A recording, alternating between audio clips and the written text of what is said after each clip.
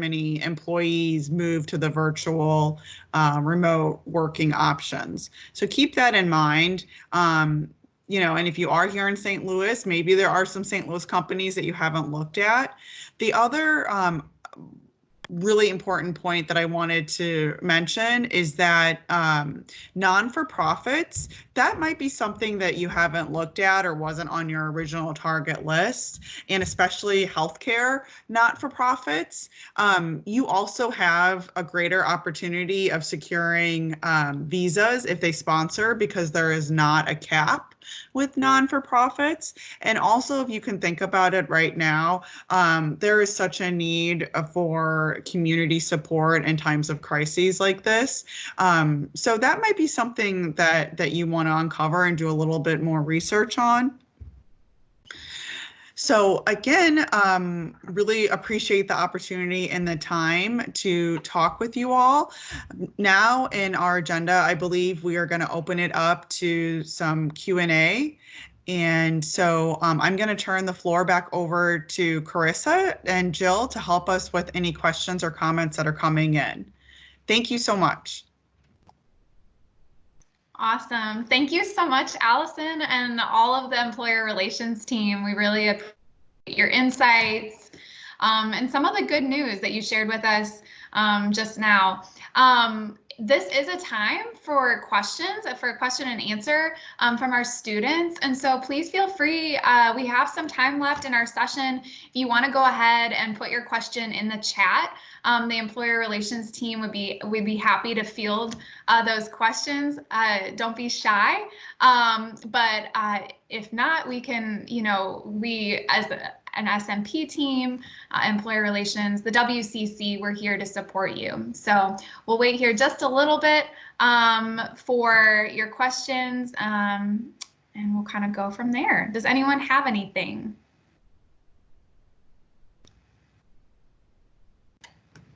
Carissa, I think, yeah. Sorry, I think there was a question earlier from a student who was confused on authorization from Jay. He said, I'm quite confused. Are we authorized to work in the U.S. with no restrictions during our OPT period? Yeah, Jay, I saw that question, and I'm not sure maybe when you say no restrictions, I would say initially when I read your question, I would say the main thing to keep in mind with OPT, I think is what you were asking about, is that whether it's CPT or OPT, the work that you're doing needs to be related to your track, like to your major. So that's like one of the main guidelines regarding OPT and CPT, any off-campus work in the United States. So I don't know if there's other restrictions that you're referring to, but as long as you have your EAD card, as long as you're working in a position related to your track, that is from my understanding, the restrictions that are in place. So if you want to clarify or add to your question, feel free to do so. And I see Mark, mention this, and this is a great point. You always want to check with OISS regarding, the CPT and OPT and the start and end times, and any other specific questions you have regarding those regulations. I just reached out to OISS just a couple days ago, and they got back with me very quickly. So they are available to answer those questions, especially during these uncertain times. So please reach out to them and utilize them as a resource. All right. Any other questions? Wondering if we could get more information like this, like adding some more companies. Does anyone want to weigh in on this? This is a question from Sean. I think the newsletter from Jennifer I sent every Friday helps a lot. I'm wondering, could we get more information like this, like adding some more companies? I think I'll say this, like what was shared throughout this session, we do post, and the employer relations team is posting any positions and company positions to CareerLink. So that is our main kind of asset that we use as a center to post those positions and communicate those with you all. So definitely keep checking that. Mark mentioned earlier, just our surprise sometimes is that, you know, these positions aren't getting as many applications as we would think. So I think that's underutilized. So definitely tap into that.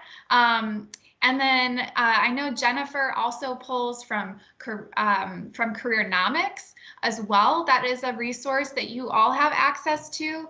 And so if you don't have a login, now would be a really great time to take the time to create that login for Careernomics, because you, as all SMP students, have access to Careernomics as well.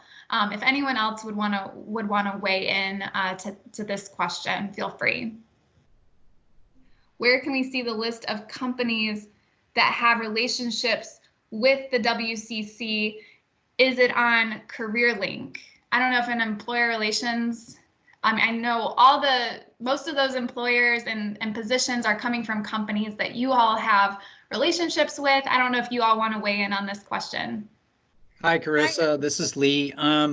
Yeah, there's some companies can go in there and just post. They have to be approved, but majority, a lot of them are some kind of relationship with us. I mean, it just depends. I can't just say, you know, we just can't say, you know,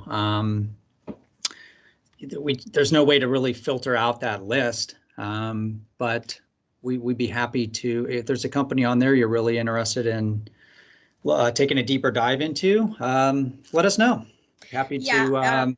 Sorry, Lee. Yeah, go ahead, Jordan. Sorry, Lee. Hi, all. This is Jordan. I'm going to answer both of those questions really quickly. I echo what Lee said. As far as a list of companies, most of them are on CareerLink, who we do have a relationship with. However, let's just say we do have a relationship with a company who hasn't posted in a while. For you, I'd recommend, you know, going back to your target list, talking to your coach, remembering the process, and then your coach will communicate to us, because we may have contacts with alums or you know, other company, you know, stakeholders who we can connect you to who may not be on CareerLink. So I'd first start there. But if you do have a target company, talk to your coach, because again, we could have a connection. The other question is there more of an advantage to applying on CareerLink? And I'm going to kind of allude back to what Lee said about those warm leads. You know, these are firms who have said, we have an interest in WashU students. And so I would definitely, if you see a position on CareerLink, definitely apply there first. However, you know, I'd continue, especially in times like that, times like this, to continue to look at the website, the company websites, look on LinkedIn. If you see a job posting elsewhere that's not on CareerLink, definitely apply there as well. And again, going back to that process of talking to your coach to let us know. But I would definitely start with CareerLink first, because these are firms who have said, we want your student, and so, which is why they post there. So I hope that helps. Yeah, and if I can add one more thing, this is Jen Witten. I think from our overall office and our strategy, when students apply on CareerLink, as Mark talked about earlier, we can see some of those applications if it's through the system. That sends a really strong indication to our office that students are interested in those opportunities. So the more interaction that we have in CareerLink from students, the more that we can adjust as an office and understanding, you know, our students' interest in where they would like to go. So again, really, really important. Use all strategies, but CareerLink for us is a really important tool. I also believe that in CareerLink you can find lists of where students have landed before, which is also a great way to create your target. And we can send maybe some of those different links out. It's also on our website. But yeah, definitely, please use CareerLink. It's my plug, please. Yes, we really, as has been said throughout the session, from your resume to updating your profile, what types of industries you're interested in, all of that information makes it easier on us to connect you to the types of positions and the companies that you're really interested in. So definitely, you know, boost your use of CareerLink in these days and weeks ahead. All right, well, we are going to go ahead and close things here. Thanks again for joining us. We really appreciate your participation, and we'll see you next Friday. Thanks, guys. Bye.